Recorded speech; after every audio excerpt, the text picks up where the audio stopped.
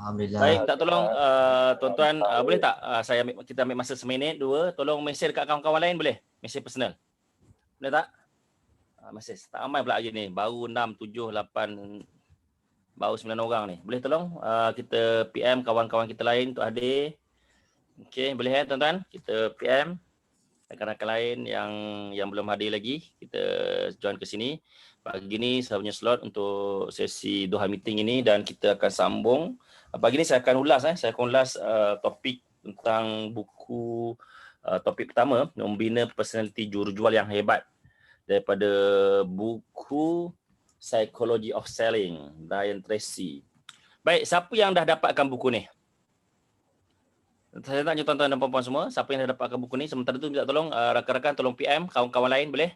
Tolong PM. Dia kena PM seorang-seorang. Saya hari tu ramai tu sebab PM. Kalau tuan-tuan ingat tak kan 2-3 minggu lepas kita bila sesi Doha meeting ni ramai datang sebab bila kita PM. Tuan-tuan boleh?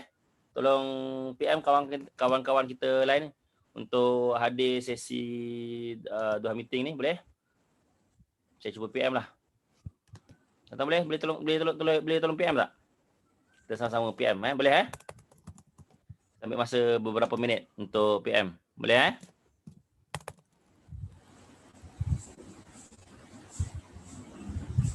Jom join Doha Energy Meeting. Siapa yang saya terforward tu terhantar juga yang dah hadir, minta maaf lah, takut tak perasan pula. Okey, sekejap. Kita cuba PM kawan-kawan kita lain untuk hadir.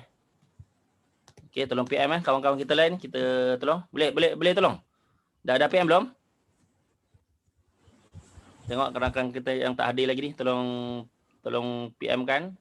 Kita kasih meriah sikit hari ni. Alhamdulillah dah makin ramai sampai 8.34 sekarang. Baik, saya tanya sini. Siapa yang dah baca, yang dah dapatkan buku ni? Saya tanya tuan-tuan ikhlas lah. Siapa yang dah dapatkan buku ni? Belum. Yang lain. Tolong boleh unmute, tolong unmute. Jawab tu tolong unmute. Kita buat secara dua hala ni. Setengah jam je, risau. Setengah jam je lebih kurang. Kita punya sesi ni. Siapa yang dah dapatkan buku ni? Saya belum ada. Belum ada lagi juga. Belum. Siapa ya? Lagi. Belum juga. Belum. So siapa yang dah ada ni? Siapa yang dah ada buku ni? Siapa yang dah dapat buku ni? Tak ada seorang pun? Sudah. Kalau tuan-tuan nak dapatkan versi bahasa Inggeris ada tuan-tuan. Tuan-tuan boleh search je tajuk buku ni. Psychology of Selling, Brian Tracy. Kalau tuan-tuan buka dalam internet, Google dekat internet, insyaAllah akan dapat banyak version yang bahasa Inggeris. Version bahasa Melayu tak ada lah. Okey, yang kedua saya tanya, siapa yang dah baca buku ni? Seminggu lepas Puan Wani ada share konten buku ni, dia ambil gambar beberapa halaman dalam berapa muka surat Banyak juga tu. Dalam 1, 2, 3, 4, 5, 6, 7, 8, 9, lebih 30 muka surat Lebih muka surat, 30 muka surat. Siapa yang dah baca? Siapa yang dah baca buku tersebut? Siapa yang dah baca? Tadi okey, semua saya tahu semua masih lagi tak dapatkan lagi buku ni. Okey, siapa yang dah baca halaman-halaman tu yang Puan Wani bagi tu? Siapa yang dah baca? Tolong respon. Alhamdulillah dah ramai, dah 18 orang datang ni. Siapa yang dah baca ni? Pun tak baca juga? Tak seorang pun. Tolong respon. Patah tolong ambil sekejap tu jawab. Belum juga. Belum habis lagi. Belum baca lagi juga. Sikit je Okey, so saya minta sangat tuan-tuan, lepas pada ni tolong baca. Tolong baca. Sebab apa saya suruh baca? Sebab bila kita buat sesi discussion ni, kita dah ada sedikit preparation awal. Dah ada pemahaman. Jadi bila kita bincangkan, bila ada rakan-rakan kita yang share, jadi masing-masing akan dapat input dan boleh berkongsi input yang masing-masing ada. Sebab apa? Sebab buku ni sangat-sangat praktikal untuk kita sebagai salesperson. Walaupun kita bukan menjual produk, tapi tugas kita sama saja. Lebih kurang macam salesman. Lebih kurang sama je. Sebab kalau dalam industri insurance memang di bidang sales lah. Cuma kita dalam takaful ni dia tidak ada jual beli. Bila tidak ada jual beli, dia tidak sesuai untuk menggunakan perkataan jualan. Tidak sesuai untuk menggunakan perkataan jual beli sebab memang tidak ada jual beli, tidak sesuai menggunakan perkataan salesman. Baik. Topik pertama dalam buku ni lah tentang personality. Personality seorang jual yang hebat. Dalam buku ni dia menceritakan bahawasanya orang sebenarnya kan, orang membeli produk tu 80% adalah disebabkan diri kita. 80% tu tuan-tuan. 80%. Bukannya satu jumlah yang satu jumlah yang sikit. 80% yang maknanya kata kita punya personality kita menyumbang 80% daripada satu sale tu. Sebab tu sangat penting tuan-tuan dan puan-puan semua untuk kita membina image yang baik. Image yang baik. Dan sekarang zaman media sosial, image kita di media sosial sangat penting untuk kita close, untuk kita closing the deals, untuk kita dapatkan sales, untuk kita dapatkan production, dapatkan case. Sangat-sangat penting. 80%. Dan personality bermula daripada keyakinan kita. Sebab bila prospek berhadapan dengan kita, bila prospek berurusan dengan kita, dia meletakkan kepercayaan pada kita. Jadi kita kena jaga kepercayaan tersebut. Kita kena jaga kepercayaan tersebut. Sebab bila trust tersebut breach, bila trust tersebut pecah, bila kita tercalar sedikit dia punya kepercayaan, dia akan terus menghilangkan kita punya kebaikan kita. Walaupun kita dah bina lama, dah rapport dia, dah membina lama, dah image baik dengan dia, tapi dengan sedikit sebanyak benda-benda yang boleh merosakkan reputasi, kadang-kadang menjejaskan peluang kita yang akan datang. Dan kadang-kadang benda tu bukannya berpunca daripada kita. Benda tu berpunca daripada pihak luar. Contoh daripada sistem, pada kegagalan auto debit contohnya, pun boleh menjejaskan personality kita. Baik. So dalam Brian Tracy ni, untuk mana tuan-tuan dan puan-puan semua, dia seorang penulis bestseller dan dia ada banyak menulis buku-buku tentang sales, buku-buku tentang selling, buku-buku tentang jualan. Dia ada yang ni tajuk dia The Art of Closing Sales, seni untuk menutup jualan, seni untuk close case. Dan ada satu lagi buku, Psychology of Selling. Psychology of Selling ialah psikologi jualan. Dulu tu dia ditulis oleh Brian Tracy atas pengalaman dia dan memang sangat-sangat bernilai lah konten yang dia kongsi tu. Macam mana contoh kita berhadapan dengan prospek, bila dia jawab macam ni, kita nak respon macam ni. Bila dia jawab macam ni, kita respon macam ni. Baik. Jadi bila dalam buku ni dia sebut tentang personality, pertama sekali dia bagi tahu kena bermula dengan mental yang sihat. Kena ada mental yang betul, mindset yang betul. Ini disebut sebagai mindset. Dan kalau tuan perasan kan, buku ni hampir sama konten boleh sebut tentang mindset ni, hampir sama dengan apa yang ditulis dalam buku yang sebelum ni yang kita pernah study, iaitu buku tentang jutawan, bagaimana menjadi jutawan, self-made millionaire, macam mana membina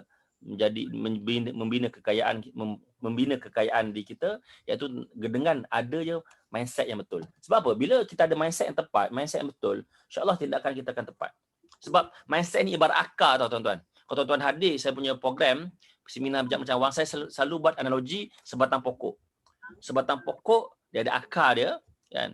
Dia ada batang dia ada ranting, ada dahan, ada daun, ada buah. Kita tengok buah yang pokok yang kita tanam, buah tak berapa elok. Buah tak berapa manis, buah berapa sedap. Jadi macam mana kita nak baiki buah tersebut? Macam mana kita nak melahirkan buah yang sedap, buah yang elok, buah yang manis? Caranya tak lain tak bukan ialah dengan kita letak baja dekat mana? Dekat akar. Letak baja dekat akar. Bila kita letak baja dekat akar, barulah baja tadi akan menyerap, akan meresap dalam akar dan naik ke batang, ke dahan dan akhir sekali melahirkan buah. Begitu juga dalam sales. Begitu juga dalam kehidupan kita. Dan spesifik dalam buku ni bagi tahu tentang macam mana untuk buat sales, kita kena ada mental yang kuat. Mental yang sihat. Lebih tepat ialah mental yang sihat. Bila kita ada mental yang sihat, barulah mudah untuk kita closing. Maksudnya kita close tak close tu bermula pada mindset kita. Close tak close tu bermula pada mindset. Mindset kita kena betul. Bila mindset betul, barulah kita boleh buat tindakan yang betul. Bila kita ada mindset yang betul, barulah kita boleh buat perancangan yang betul. Kena rancang. Kejayaan ni kena rancang tuan-tuan.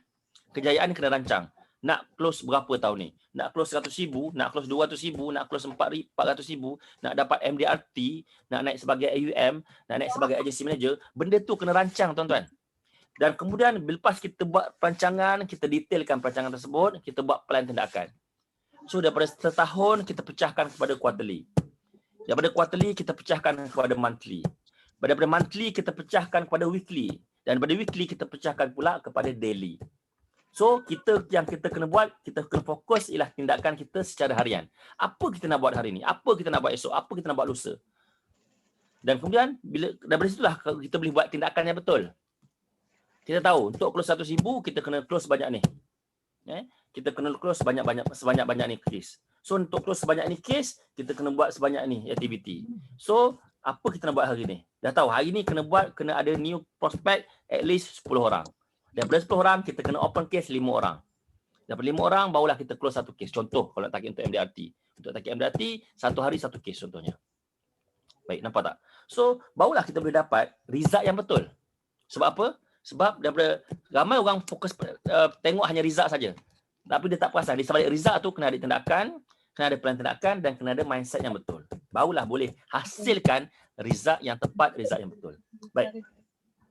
Okay. Kemudian, dalam buku disebut tentang macam mana kita dia punya macam mana kita apa tu?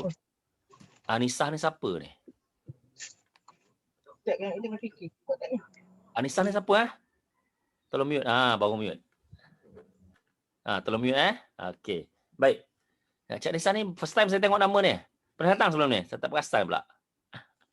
Daripada grup CYNR daripada grup yang baru Okey, tak apa, saya sambung dulu. Okey, baik. So bila kita dah ada mindset yang betul, antaranya ialah kita kena letakkan mindset bahawa company inilah company kita. Syarikat ini syarikat kita. Produk ini produk kita. Sebab bila kita berbahasa dengan klien, kita menggunakan bahasa syarikat kita, produk kita, syarikat saya, produk saya. Sebab bila kita gunakan bahasa tersebut, dia nampak ada sense of belonging kita dengan syarikat dan prospek akan nampak benda ni. Klien akan nampak benda ni, sense of belonging kita dengan syarikat. Taklah nampak kita ni sebagai jurujual semata-mata. Kita nampak sebagai owner syarikat. Itu yang membezakan. Itu yang membezakan antara salesman yang hebat dengan salesman yang tak berapa hebat. Sebab kalau salesman yang tak berapa hebat, selalunya mereka hanya mengaku sebagai salesman, hanya mengaku sebagai wakil sahaja. Kan? Wakil kepada syarikat. Dan benda ni prospek akan nampak. Bila kita bercakap dengan prospek, bila kita bercakap dengan klien, klien nampak apa bahasa yang kita pakai, klien dengar apa bahasa yang kita pakai. Sebab daripada bahasa yang kita pakai itu nanti, dia akan meresap dalam mindset dia. Oh, dia nampak kita sebagai ejen ni yang macam mana? Ejen yang bertanggungjawab ke yang ejen tak menjawab? Sebab bila kita guna bahasa yang betul, kita guna bahasa yang tepat, barulah prospek akan yakin dengan kita. Sebab itu, pertama sekali yang sebut dalam buku ni lah tentang personality. Itu antara personality yang kita kena bina. Bahawasanya produk yang kita bawa, syarikat yang kita bawa ialah syarikat kita sendiri. Seolah-olahnya macam tu. Kita kena confident dengan produk kita. Kita kena confident dengan syarikat kita. Bila kita dah confident, dah ada kepercayaan, barulah kita boleh transfer kepercayaan tersebut kepada prospek. Bayangkan kalau kita sebagai agent, kita sebagai consultant, kita sendiri pun tak percaya pada agensi kita. Kita tak percaya pada infak konsultansi. Kita tak percaya pada takaful ikhlas. Kita tak percaya pada produk-produk kita. So bila kita tak percaya, bila kita bercakap dengan prospek, kita bercakap dengan klien, of course, benda tu akan dapat dikesan oleh prospek kita. Dapat dikesan oleh klien kita. Bila kita sendiri tak yakin. Bila kita sendiri tak confident. Sebab itu kena ada confident. Kena ada keyakinan yang tinggi. Sebab daripada keyakinan itulah barulah kita dapat transfer keyakinan tersebut kepada prospek, kepada klien kita. Clear tak benda ni? Okey, baik. Seterusnya. Okey, minta nasihat, uruskan sendiri kehidupan. Okey, baik. So dalam buku ni kita baru sampai beberapa bab, beberapa muka surat baru So insya-Allah mulai esok saya minta tolong yang in charge ni Puan Hanom dengan Puan Alia, tolong buat jadual Tolong buat jadual siapa yang akan ulas topik-topik selepas ini. Dan saya minta tolong sangat-sangat tuan-tuan, tolong prepare, tolong baca sebelum datang sini. Sebelum datang ke Doha meeting, tuan-tuan tolong baca at least satu muka surat, dua muka surat. Tuan-tuan tahu dah hari ni topik apa, tuan-tuan baca. Bukan setakat kita dengar celoteh orang lain, celoteh kawan-kawan kita bukan setakat dengar, kita boleh mampu untuk kita ulas, mampu untuk kita bagi pandangan. Mana tahu kan ada benda-benda yang dalam ni yang tak kena dengan cara kita kan. Sebab dalam buku ni saya nampak ada strategi-strategi yang berbentuk soft sell, ada juga strategi-strategi yang berbentuk hard sell, hard selling. Nanti tuan-tuan akan nampak lah sampai habis nanti. Okey. Dan kadang-kadang ada benda-benda yang saya nampak dalam buku ni, dia ceritakan secara agresif kan, macam mana kita nak buat secara agresif. Benda-benda tu sebenarnya kita boleh sesuaikan dengan kedudukan kita. Kita boleh sesuaikan dengan cara kita. Okey, tuan-tuan. Baik. Dah 8:47, ada apa-apa nak tambah, nak share? Ada apa-apa nak ulas ke? Silakan. Sila. Ada siapa-siapa nak tambah? Hello. Saya semua senyap je. Silakan. Kalau ada siapa-siapa nak tambah, silakan. Tuan. Ya, saya. Saya nak tambah sikit. Boleh. Sebenarnya saya adalah juga bukan baca pun, tengok sepintas lalu buku ni yang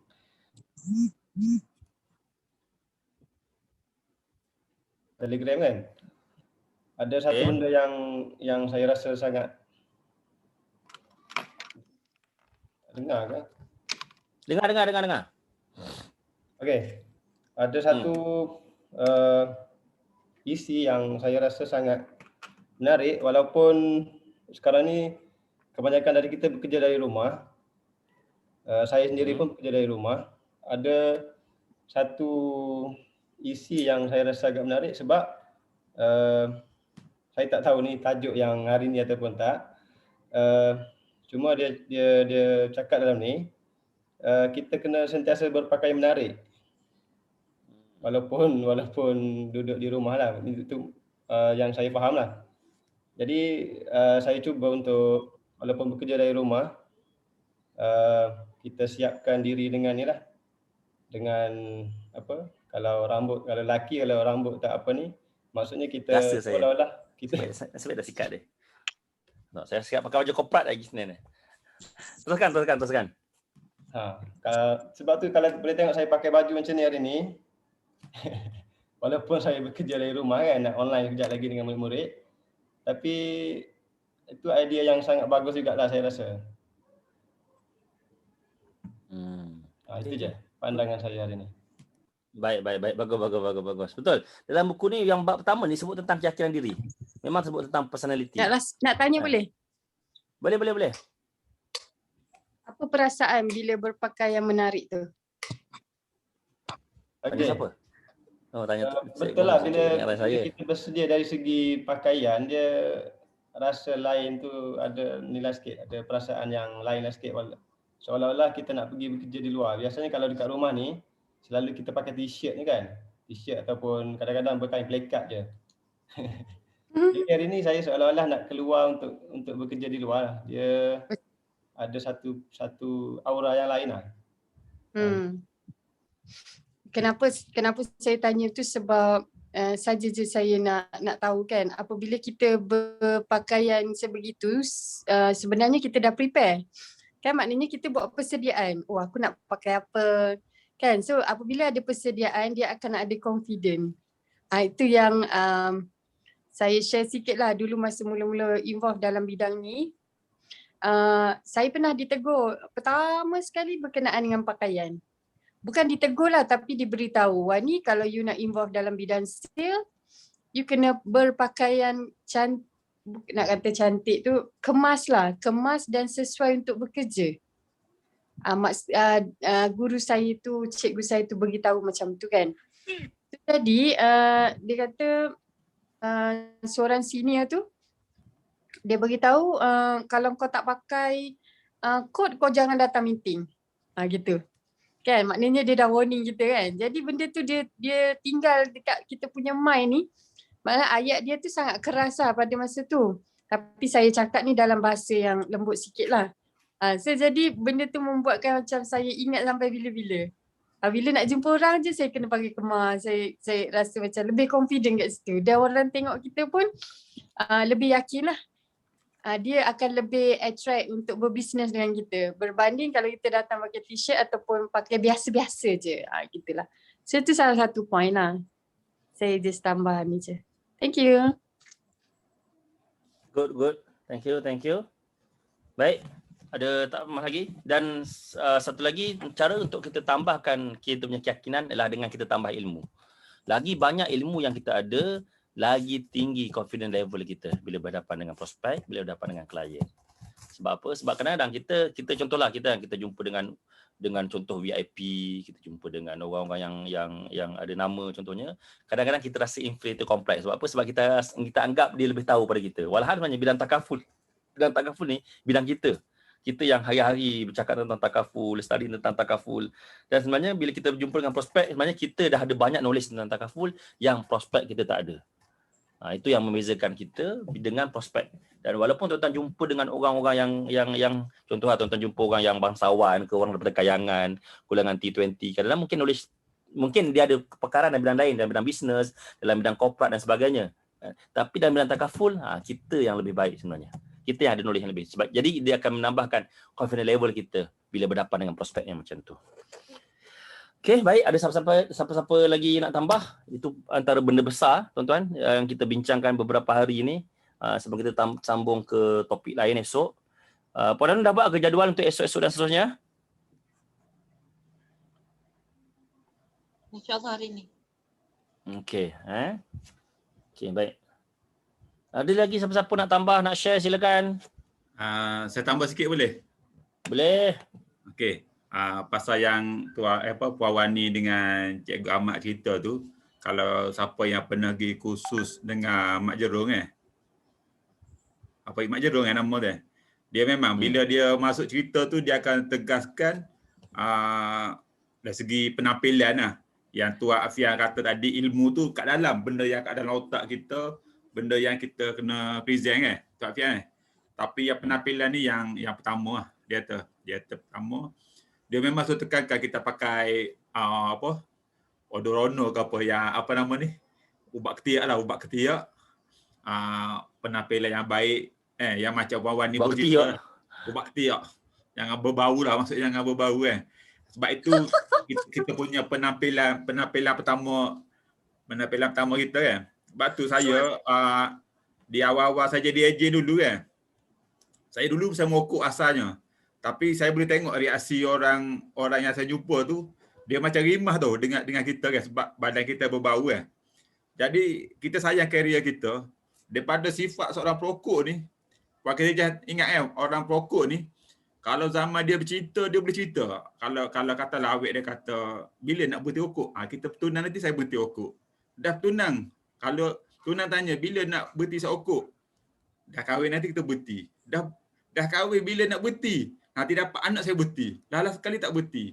Tapi bila masuk takaful ni, kita sayang karier kita, kita mesti buat satu perubahan. Iaitu penampilan kita lah.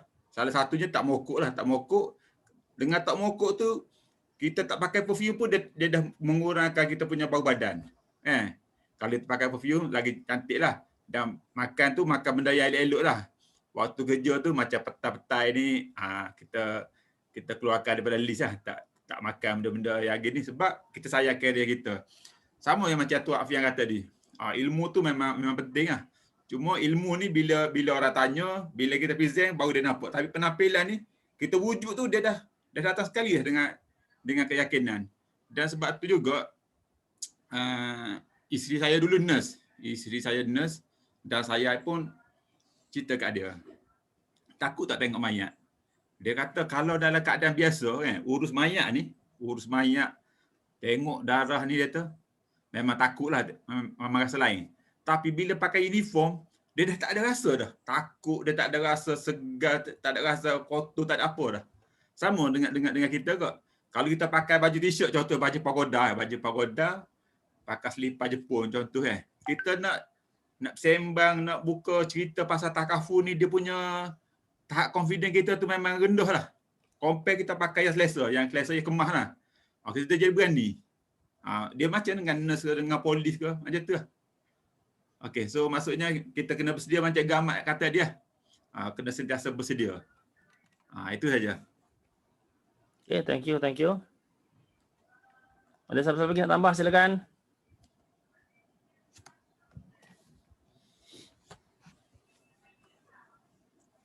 Tak ada?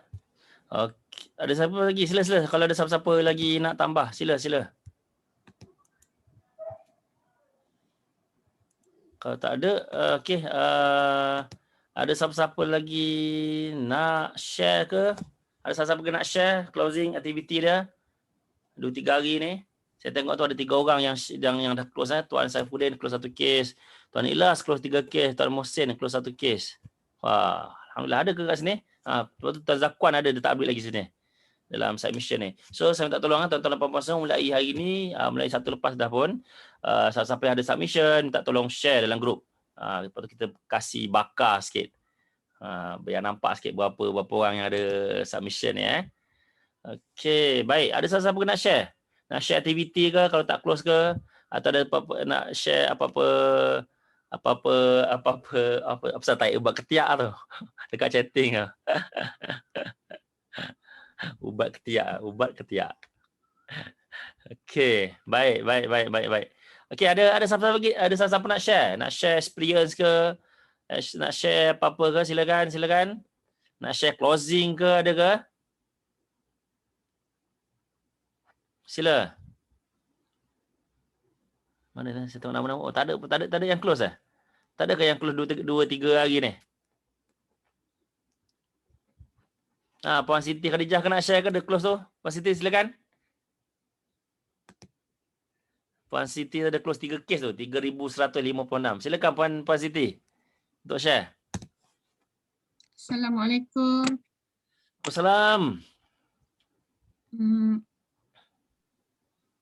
Close biasa je tuan, ikhlas dariku. Ikhlas dariku, alhamdulillah bagus. 1,000 lebih tu okey lah, minimum 1,000. Okey lagi, share lagi. Macam mana boleh close, prospek daripada mana? Prospek ni 2 daripada Gempur, 1 daripada FBX saya lah. Okey bagus. Apa nama, itulah hasil daripada follow up tu kan.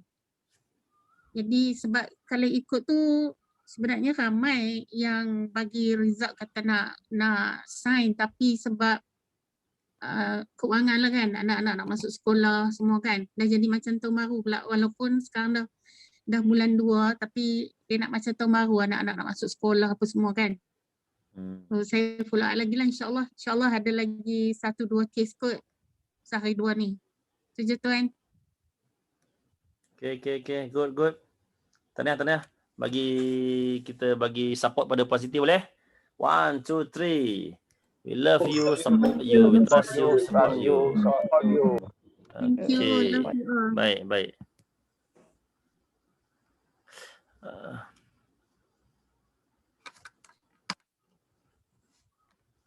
Okey, ada soalan daripada Tuan Ahmad Mus Ni Ahmad Mus mana ni? Saya dah confused dah. Ahmad Mus, Cikgu Mus ke Ahmad Mus Mesir? Mus Mesir ni kan? Okey, ikhlas dariku. Pertanyaan prospek, adakah bayaran kekal sepanjang perlindungan? Sejawat tiada jaminan harga kekal. Lepas itu prospek krik-krik. Apa sebenarnya nak jawab supaya pelanggan tak krik-krik? Ada siapa-siapa jawab tak? Ni bagus ni. Satu soalan yang bagus. Ada siapa-siapa nak jawab?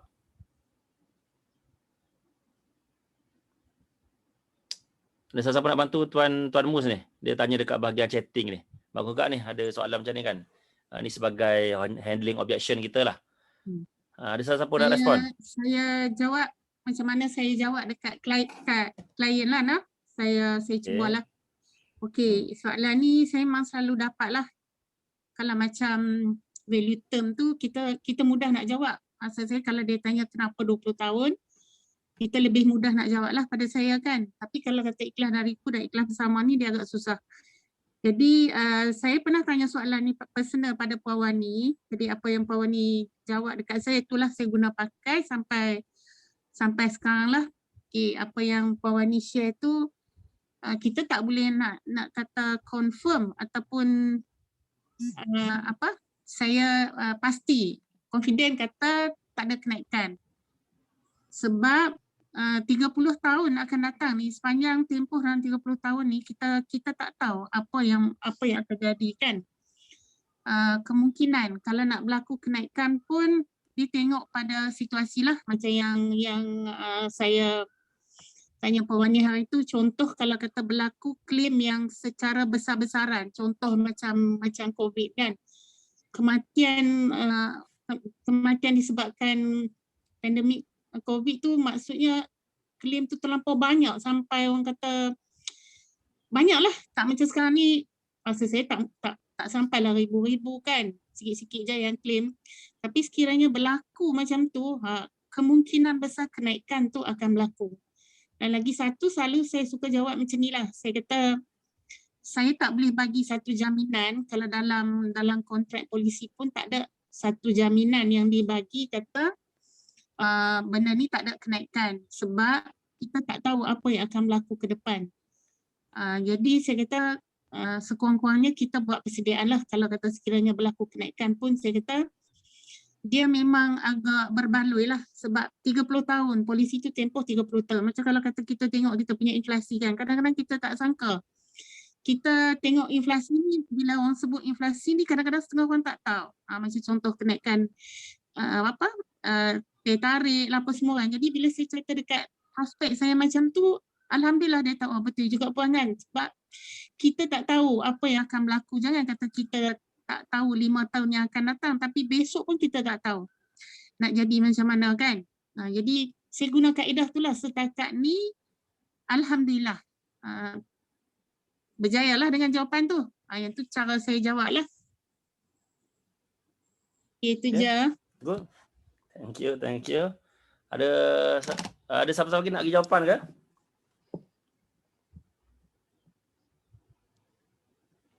Okay, kalau saya lah kan, saya akan selalu saya tunjuk je terus dekat quotation tu. Dekat quotation, kalau ditanya macam tu, contoh macam Tuan Mus tu, Tuan Mus masa tu dah bagi quotation ke belum? Dah. Oh dah. Okey, dalam quotation tu kan dekat bahagian ilustrasi tu kita boleh tunjukkan unjuran. Unjuran dia sampai tempoh matang tu ada cash value tak? Sampai tempoh matang. Ada untuk bahagian B lah. Ada. Apa dia? Bukan ada bahagian situasi pertama, situasi kedua kan? Situasi kedua tu ada. Situasi pertama? Pertama tak ada. Oh, tak ada. Okey. So, bagi tahu dia terus terang lah kan. So, kalau saya akan tunjukkan dua situasi tu. Bagi tahu dia lah kan. Kalau situasi pertama, mana kata pada tahun sekian, barulah ada penambahan. Itu pun dah, itu selalunya tempoh yang panjang lah, 20 tahun lagi kan. Dan kalau berlaku sesi kedua, contoh macam dapat 3% pulangan setiap tahun, insyaAllah sampai umur sekian-sekian boleh siap ada cash value lagi. Kita tunjukkan kat dia macam tu. Supaya dia nampak lah benda ni. Sedang bagi tahu dia lah, mana-mana takaful pun macam tu juga.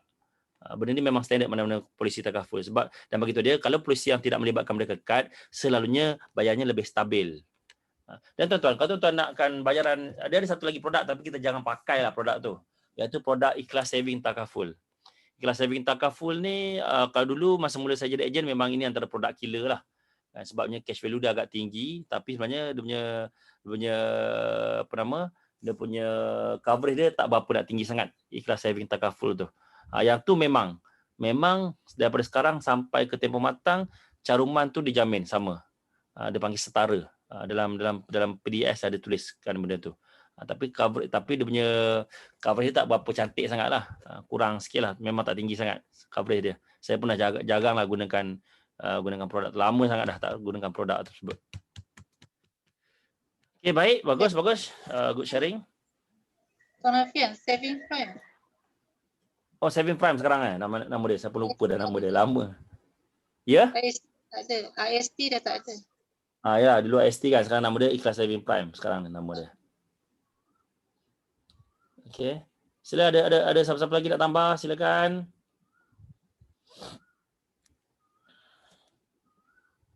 Ada siapa lagi nak tambah, nak share aktiviti ke apa ke? Silakan.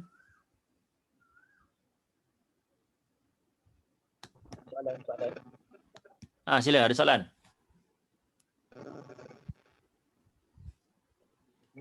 Nak tanya, ada tak dalam takaful ikhlas ni, adakah pelan sekian tak ada satu-satunya yang baru naik? Sebelum ni ada tak pelan-pelannya dah naik? Faham ke?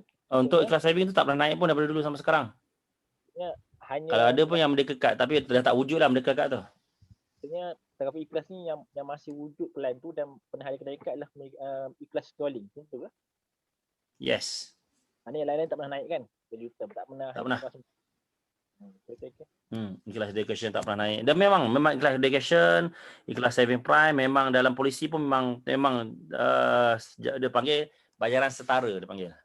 Tapi dalam ikhlas bersama dengan ikhlas deku tak ada statement tu. Memang ada keberangkalan tu naik lah, walaupun tak ada mereka cut.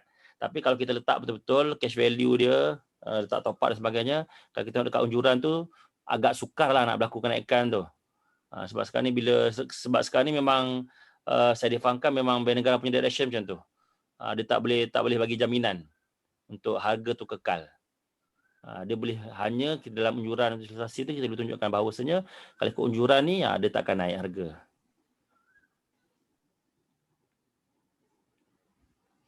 Okay, baik. Faham. Baik. Ada siapa lagi nak share, nak tambah, silakan. Ada nak share, ada good news ke? Any good news yang lain-lain, kawan-kawan kita lain ada? Assalamualaikum, Cik Alfian. Salam, silakan. Tambah sikit boleh ke? Sila. Kejap, kena cari tempat parking kejap.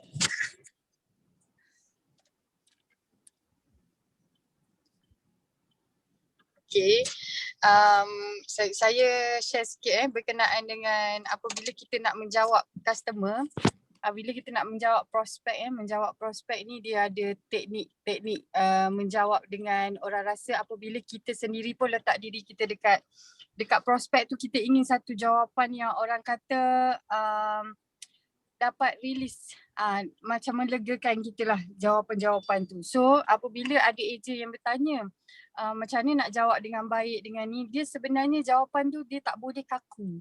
Maksud kaku ni kita tak boleh cakap ya, tidak, ataupun ayat kita tu terlalu pendek, tak boleh. Prospek ni dia perlukan explanation dan why, kenapa benda tu. Maksudnya kita kena ada explanation, sebab tu kita kena ada apabila kita ada knowledge tu kita ulas. Sebagai contoh, kalau dia tanya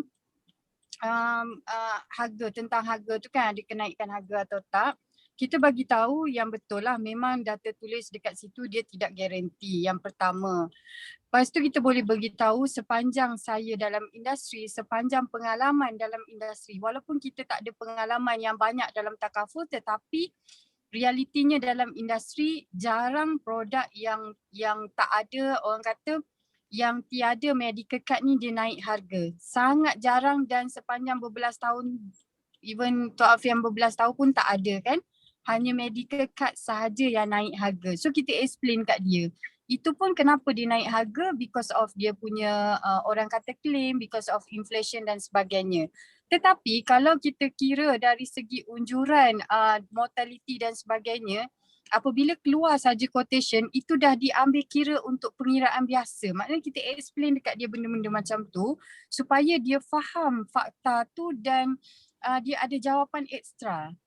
Itulah kalau untuk soalan lain pun sama. Apabila klien tanya apa-apa, berusaha, prospek tanya apa-apa pun berusaha untuk jawab dengan lebih detail berserta dengan kenapa benda tu, reason kenapa benda tu berlaku dan apa reason dia. Gitulah sebagai contoh. Saya tak tahu kalau ada soalan lain yang boleh direlate, so boleh tanya sebab saya tak kerti nak bagi contoh kalau tak tanya. Gitulah. So itu saja. Okay, terima kasih Puan Wani atas tambahan. Terjawab soalan Tuan Mus? Atau ada apa-apa nak tanya lagi? Ada apa-apa nak tambah lagi ke? Sila. Bila Tuan Mus saya jawab tiada jaminan harga kekal. Kalau saya jadi prospek pun saya takut. Saya jadi prospek pun saya tak berapa nak beli dengan jawapan tu sebab saya tak yakin dengan jawapan tu. So apabila kita kata tiada jaminan harga tu akan kekal, tiada jaminan harga kekal, so berserta dengan explanation. Mesti kena ada reason kenapa. Tetapi mengikut pengalaman saya, tak pernah lagi naik untuk, so kita pun beritahu sekian. Gitu. Mesti kena ada sambungan tu. baru prospek klien ni dia yakin dengan you. Dia nampak macam you boleh jawab everything untuk dia, termasuk klien tau. Kalau klien tanya apa-apa. Bagus. Okey. Lagi? Ada siapa nak tambah? Betul tak kata Pak Wan itu, maknanya kata jangan kena jawab penuh lah kan. Saya pun berdasarkan pengalaman saya dah masuk hampir ke tahun 20 tahun dah. Produk pertama yang saya ambil dulu pun tahun 2003 sampai ke sekarang memang tak naik harga lagi. Memang tak naik harga pun lagi. Sebab saya ingat lagi sebab produk tu masih lagi ada, sebab produk tu ialah produk takaful untuk adik-adik saya. Mak saya ambil. Mak saya klien pertama saya lah dalam takaful ni. Dia ambil untuk 3 orang adik. In fact produk tu dah tak bayar banyak tahun tapi masih lagi ada cash value. Bayangkan produk tersebut. Sebab baru ni takaful kelas bila iSmart yang baru ni, iSmart pula. iFamily baru kan kita boleh check klien-klien punya apa nama istilah dia? Yang short payment apa dah? Pending payment kan? Pending payment pula. Outstanding payment. So saya suruhlah staff saya untuk mesej semua. Untuk mesej semua klien, bagi tahu dan antaranya ialah adik-adik saya. Yang adik-adik saya ni dah polisi dah tak bayar banyak tahun dah kot.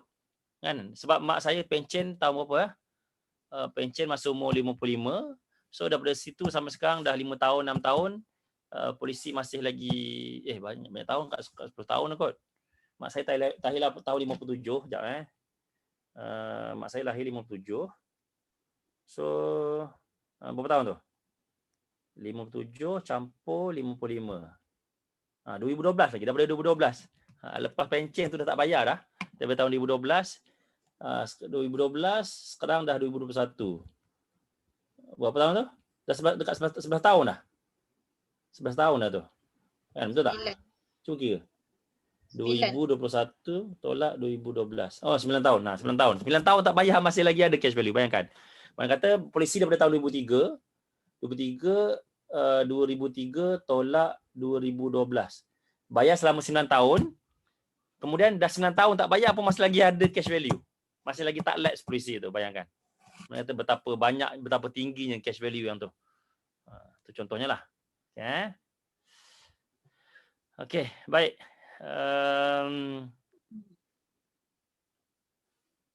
Okey. Ada apa-apa nak tambah? Kak Afiah nak tanya soalan boleh? Boleh. Okey, apabila prospek kan dia dapat info, dia kata berkenaan dengan polisi yang ada cash value dengan yang tak ada cash value. Jadi tanpa ilmu dia orang terus, bukan tanpa ilmu lah kan, tanpa lebih tahu detail, dia orang kata saya tak naklah yang ada cash value ni sebab dia sekian melalui apa yang dia baca dan sebagainya. Tetapi realitinya dalam kita punya, orang kata kehidupan seharian kita sebagai ejen takaful, realitinya bagi pendapat saya, cash value tu sangat membantu untuk prospek, untuk sustain dia punya polisi dan sebagainya. Sebab saya ada kes, klien saya 2-3 bulan tak bayar, tiba-tiba accident, 22,000 kos semua tu dibayar disebabkan ada cash value dan polisi tu masih lagi boleh dibuat claim. So, saya nak tahulah tentang keadaan tu. Gitu. Saya komen sikit. Tanya saya ke ni? Ya. Betul lah tu. Apa yang betul? Dia macam ni. Okey. Tuan-tuan, kan saya selalu sebut dalam Facebook, dalam tulisan saya kan, dalam training pun saya sebut. Bila kita ambil polisi takaful ni fokus pada coverage, betul? Fokus pada coverage yang tinggi dengan cara bayar rendah. Yang pertama. Yang kedua, kalau ada saving, kalau ada, itu sebagai bonus. Itu yang kedua. Dan yang ketiga, jangan jadikan takaful sebagai plan untuk simpanan, plan untuk pelaburan, plan untuk persaraan. Baik. Jadi, kita kena seimbangkan semua ni. Sebab bukannya kita menolak terus. Sebab kadang-kadang ada orang salah faham. Bila saya sebut takaful bukan untuk cash, bukan untuk saving, takaful untuk pelaburan, ada orang anggap saya kata saya tolak takaful yang ada cash value. Saya tak pernah ada ayat tu. Saya tak pernah cakap pun jangan ambil takaful yang tak ada cash value. Jangan ambil takaful yang ada cash value. Saya tak pernah keluar ayat macam tu. Cuma saya cakap takaful bukan untuk saving. Takaful bukan untuk pelaburan. Sebab apa? Sebab bila kita ambil polisi takaful, fokus utama kita ambil takaful adalah untuk coverage. Betul tak? Fokus yang tu dulu. Dan yang kedua, untuk pastikan caruman tu berkekalan, kita tengok balik cash value dia. Dan cash value ini akan macam Puan Wani sebut tadi, cash value ni fungsinya adalah untuk cover kalau berlaku short payment. Dan untuk berlaku kalau misalnya bulan-bulan yang tak bayar. Itulah fungsi cash value. Itulah fungsi sebenar cash value. Bukannya untuk pelaburan, untuk pasaraan yang kadang-kadang ramai orang misleading. Betul tak? Faham? Apa yang Puan Wani sebut tadi betul lah. So kita yang kena explain baik-baik dengan klien benda ni. Kita kena explain baik-baik dengan klien. Fungsi cash value adalah sekian. Adalah untuk cover kalau misalnya kata berlaku shortfall, berlaku short payment. Itu dia fungsi utama dalam takaful. Bukannya untuk saving, bukannya untuk membina persaraan dan sebagainya. Kalau ada, itu sebagai bonus. Okey. Itulah jawapan saya kalau tanya saya. Betul lah apa yang kita plan tu untuk klien. Banyak kata bila masih kita buat polisi pada klien, kita tunjuk dia. Sebab tu macam ikhlas term bagus kan. Tapi kita tengok bila kita buat ikhlas term ni sangat banyak polisi-polisi yang lapse. Disebabkan tak ada cash value. Bila tak ada cash value, bila berlaku tak ada potongan, dan bila tak berlaku tak ada potongan tu polisi cepat lapse. Kita tak nak berlaku macam tu lah. Okay. Air kosong tu. Ya, kosong. Okay, thank you Tok Afiq untuk jawapan tu. Tapi bagi saya, yang saya nampak dari sudut positif lah value term ni macam mana. Okay, dia kan apabila kita ada produk value term yang mana membuatkan seseorang ejen itu perlu bertanggungjawab ke atas kes yang dia close lah, maksudnya macam tu. Apabila keadaan tu berlaku, so kita lebih alert. Apabila kita lebih alert, dia membuatkan kita punya PR ni kan sebenarnya akan jadi lebih cantik. Sebab aku takut lapse. Bila aku takut lapse, aku kena check payment. So akan jadi, sebab tu saya selalu pesan. Payment ni paling tidak pun check, orang kata yang terbaik 2 kali sebulan. Paling tidak pun at least sekali sebulan. So apabila kita cakap sahaja tanpa ada risiko yang berlaku, orang macam tak bersungguh. Tapi apabila ada risiko lapse tu, jadi dia akan alert. So bagus sebenarnya membentuk disiplin ejen secara tak langsung. Tapi kalau yang tak check, yang jadi lag tu memang sebenarnya salah kat diri kita sendiri. Sebenarnya kita tanya balik, sebenarnya aku buat tak sales after service. Service after sale. Selalu terbalik yang itu. Okay, thank you. Okay, thank you. Panjang discussion kita. Yang mana yang betul? After sale service ke bahasanya? Boleh lah mana-mana. After sale service lah Cik Mazlan kita. Dah. Okey dah. Saya ada soalan. Okay. Sila. Atas flight tu. 01. Soal 1. Okey, minta maaf lah saya bertugas luar ni, tu yang baru nak masuk ni.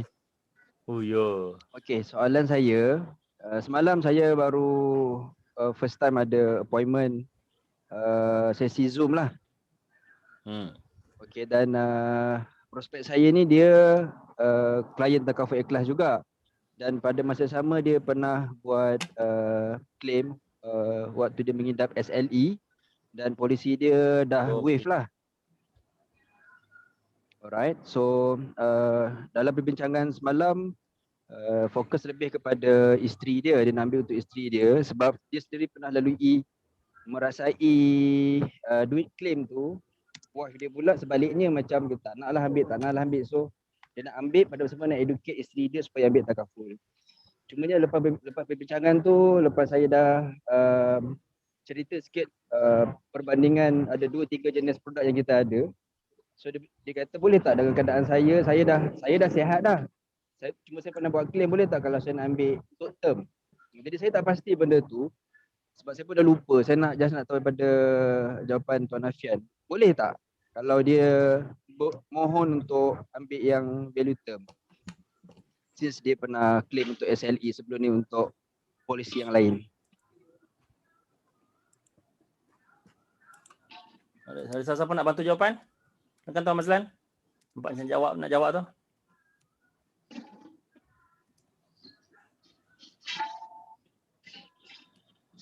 Okey, dia dah ada polisi, betul? Dia dah ada polisi dah. Dan dah Polisi wave masih lagi sebab aktif dia lah kan? pernah sebab dia Dah dah wave. Oh, dah wave. dah Lepas wave tu dia dah, nak dah tambah wave dah. polisi. Dia nak tambah Lepas tu polisi. dia tambah. Boleh je. Boleh je? Oh, yang ada SLE tadi tu. Ya saya.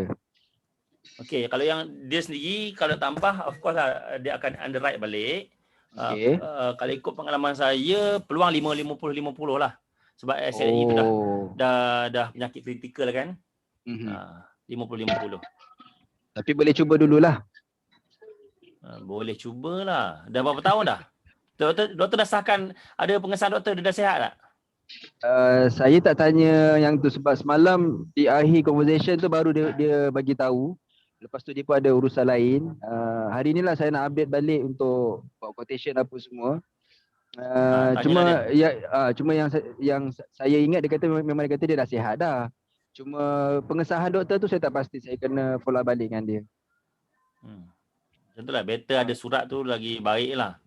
Contoh kalau dia dah ada pengesahan kata dia sihat, possibility dia tu tinggi tak? Kalau dia nak ambil 50-50, saya boleh cakap 50-50 lah. Okey. Ada siapa-siapa nak bantu tak jawapan soalan pada Tuan Wafi tadi? Saya belum ada pengalaman lagi tu. Saya nak komen. Sebab dia ada penyakit kan. Itulah. Penyakit kritikal pula tu. Hari tu Tuan Ashraf dia pernah submit permohonan customer dia kanser, bekas pesakit kanser. Mungkin dia cuba tanya dia. Siapa dia? Tapi dah Tuan Ashraf dia biasa submit customer dia bekas pesakit kanser. Tapi dah sembuh. Mungkin cuba boleh tanya dia. Baik. Dia tak datang pula begini. Tuan Afian. Ya saya. Tadi Wafi ada cakap minta jawapan dari Tuan Afian. Jadi saya sebenarnya tak layak untuk jawab lah sebab dia nak jawapan Tuan Afian je. Dah bukan. Sebab saya tengah pandang Tuan Afian tu saya minta jawapan dia. Saja gurau. Okey, untuk info lah saya tambah sikit lah kan apa yang saya tahu lah. Okey, untuk info lah, apabila seseorang tu didiagnose critical illness, apabila dibayar critical illness, that mean penyakit tu memang tidak boleh sembuh lah. Jarang sakit kritikal ni dia sembuh. Sebab critical illness ni kita kena tahu, dia dapat waiver because of critical illness kan? Ya saya. Okey. Apabila dia dapat waiver because of critical illness, that mean itu dah critical. Kalau kanser pun, kalau kita tengok kanser sekalipun, kalau dah bayar critical illness, dia chances untuk baik tu sangat tipis. Sangat tipis. Unless lah kalau dia kena kanser stage yang awal. Yang SLE lagilah. SLE ni dia melibatkan seluruh badan macam tu kan, anggota badan, imun badan dan sebagainya. Jadi memang reject sebab saya ada experience walaupun belum dia tak ada claim mana-mana company tetapi dah di reject dari awal. Ini apatah lagi dia dah ada orang kata waiver. Untuk tolong buat sekadar orang kata nak cari pengalaman, just nak luangkan masa-masa yang ada sekadar untuk tu boleh lah. Gitu. Kalau ada masa lapang, ada rasa banyaklah layanan-layanan yang awak boleh layan dia tu, awak buatlah. Tapi kalau awak rasa tak sesuai, sibuk dan sebagainya, bagi tahu awal-awal je lah. Gitu. Bukan kita nak reject tetapi kita beritahu dengan cara yang baik. Untuk sakit kritikal, apabila seseorang tu didiagnose, that mean sakit kritikal tu jatuh salah satu daripada sakit-sakit yang berat yang mana dah tertulis dalam polisi. Yang mana apabila benefit tu dah dibayar dalam polisi seperti sakit kritikal ataupun TPD, itu dia kat situ saja dia dah orang kata membayar benefit yang terbesar dalam satu-satu polisi tu. 3 perkara tadi. Death, TPD, NCI. So itulah kita beritahu dia dengan orang kata bersebab lah, bukannya nanti dia kecil hati dan sebagainya kan. Awak beritahu baik-baik gitu. Gitulah. Itulah. Kalau nak cari experience boleh untuk penyakit yang lain-lain lah. Gitu. Kalau yang ini nanti penat lah. Gitulah. Okay. Saya faham. Betul lah kawan ni, sebab saya pun waktu mula-mula submit case ada dia tapi tak melibatkan medical yang non medical, contohnya macam pekerjaan yang high risk, itu saja pun sebenarnya sebab tak langsung membuatkan saya rasa macam demotivate sikit lah, sebab urusan tu banyak. Saya pun sibuk kerja kan, so saya boleh bayangkan kalau orang yang kita cuba prospek yang dah ada sedia ada penyakit, dan mungkin niat kita nak bantu, nak cuba kan, tapi mungkin kita sendiri akan menghadapi kerja yang lebih banyak lah untuk semata-mata untuk satu urusan. Kita betul tu Rafi. Satu benda lah untuk semua ejen termasuk diri saya sendiri prospek itu adalah pilihan kita prospek itu adalah pilihan kita. Kita berhak untuk memilih siapa yang akan menjadi klien kita. So maknanya kita berhak juga untuk tapis berhak juga untuk tapis dengan cara yang baik lah untuk semua. Sebab kita ada ramai lagi berapa puluh juta rakyat Malaysia kan, maknanya bukanlah kita pandang rendah kat dia, tidak, tetapi kita beritahu dengan cara baik supaya dia faham keadaan tu dan dia tidak mengharap lah gitulah. Betul, setuju. Okey, setuju. Terima kasih Kak Wani, terima kasih Tuan Afian. Okey, sama-sama. Okey, ada satu lagi nak share hari Isnin ni supaya kita share energi. Ada satu lagi nak tambah sebelum kita tamatkan. Dan lepas ni kita buat Delta time Semua ready ke untuk Delta time Berapa orang yang ready untuk Delta time? Tuan-tuan? Cuba share sikit siapa-siapa yang ready untuk Delta time. Tunjuk sikit. Delta time. Siapa ada? Delta time. Siapa ready untuk Delta time? Wah, cikgu Mus kita. Wah, Puan Anum. Lagi yang lain? Yang lain tak ready Delta time. Mana? Delta time. Sudah. Okey. Baik. So lepas ni kita dah time dan kita pun hari Sabtu kita dah buat sesi agency meeting. Jadi insya-Allah kita akan jumpa next lagi untuk next kita punya agency meeting kita hari Sabtu. Harap semua bersedia. Dan sebagai peringatan tuan-tuan dan puan-puan semua, hari ini dah 22 hari bulan. Minggu ni ialah minggu terakhir untuk bulan 2, bulan Februari 2021, dan kemudian kita akan masuk bulan terakhir bagi tahun 2020-2021 sebelum kita mulakan tahun kewangan baru 2021-2022. Jadi saya harapkan tuan-tuan semua dapat kekalkan momentum, teruskan semangat dan pastikan mindset kita sentiasa positif untuk setiap tingkah laku kita, untuk setiap aktiviti kita, dan jangan lupa update aktiviti dan grup, share, appointment, closing dan sebagainya. Dan kalau close, tuan-tuan boleh tolong update dalam grup berapa tuan-tuan share, berapa FIC, berapa case, dan letakkan gambar api tu, bagi bakar sikit. Satu api tu mewakili 1,000 FIC tuan-tuan dan puan-puan semua. Jadi okey, kita boleh tamatkan di sini sebelum kita mulakan data time, boleh Dan esok siapa Puan Anum? Kalau tak ada Puan Anum sendirilah nanti Puan Anum susul jadual, boleh agih-agihkan, boleh bagi-bagikan pada setiap orang. Makin ramai kita punya sesi 2 meeting ni, kita harap lebih ramai lagi yang dapat share lah. Dan saya harap sangat-sangat tuan-tuan tolong baca buku tu. Tolong baca buku tu supaya bila ada sharing, tuan-tuan boleh tambahkan info dan dari sudut pengalaman. Okey, baik. Sama-sama baca. Ya, saya. Saya dengar ramai yang tak dapat buku tu. Yang ada pun version bahasa Inggeris. Okey. Saya pergi tanya untuk pergi scan, tapi satu page tu RM1. So 200 page tu RM200, tak berbala untuk saya buat benda tu. Jadi insya-Allah nanti saya akan ambil gambar mengikut bab. Cuma saya buat berperingkat lah insya-Allah. So tu je lah yang saya boleh usahakan. Kalau nak post tak berbaloi sebab nanti print nak hantar dah habis satu buku dah.